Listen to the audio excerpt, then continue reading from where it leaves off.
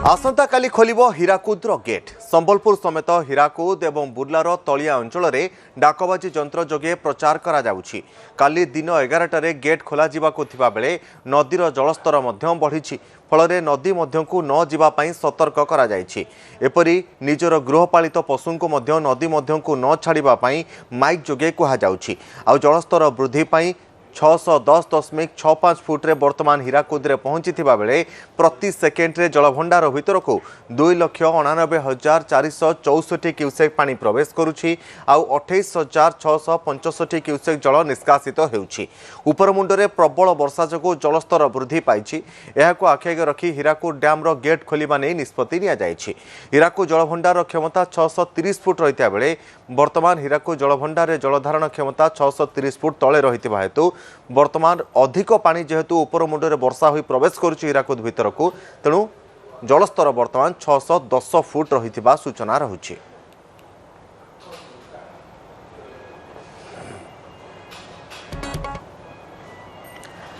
सेबडे चलित वर्ष हीराकुद जलभंडार पानी छाड़ा पूर्वर बा हीराकुद जलभंडार गेट खोला हेबा पूर्वर महानदी रे जलस्तर बढ़िलानी।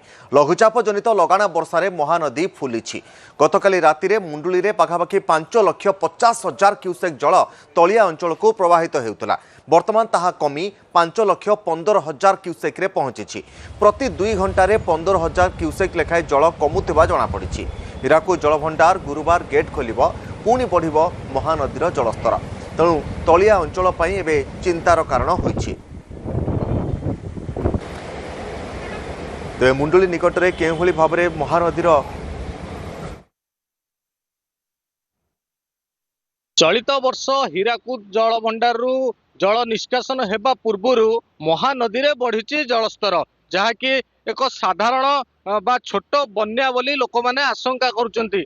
आमे देखौछु सीधा चित्र देखौछु, ये रहिछि मुंडली ब्यारेज रो चित्र। मुंडली ब्यारेज देई किभली भाबे तलिया अंचल को सु सु गर्जन करी महानदीर जल प्रवाहित हेउछि।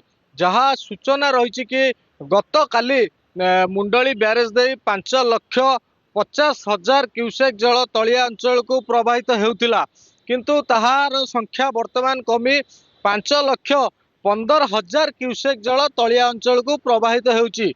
केउठी ना केउठी एक गोटे आश्वस्तिकर खबर मिलिछि। धीरे धीरे महानदीर जलस्तर कमुछि एवं तलिया अंचलर लोक मानक पई टेंशन धीरे धीरे कमुछि। जदि कहिबा गुरुवार दिन 11टा जाकि आसंता काली दिन 11टा समय हीराकुदर प्रथम करी बन्या जल निष्कासन करा जिवो बा हीराकुद जलभंडार गेट खोला जिवो। गेट खोला जिबा परे महानदी रे पुणी बढ़िबो जलस्तर। जहाँ स्थानीय अधिवासी एवं धीवर मानक कहिबा कथा कि तांकर दीर्घ दिन महानदी को नहीं अभिज्ञता अच्छी। वर्षा जल महानदी जेतबेले खाली हो अर्थात 5,15,000 क्यूसेक जल वर्तमान जो प्रवाहित होउची, जेतबेले संख्या कमी कमी 4 लाख रे पहुंचीबो, तापर हीराकुदर जल आसिक महानदी रे पड़िबो, सेतबेले कौनसी असुविधा बा समस्या देखा जीवनी, जहाकु नै गोटे बड़ आश्वस्तिकर खबर मिलुची।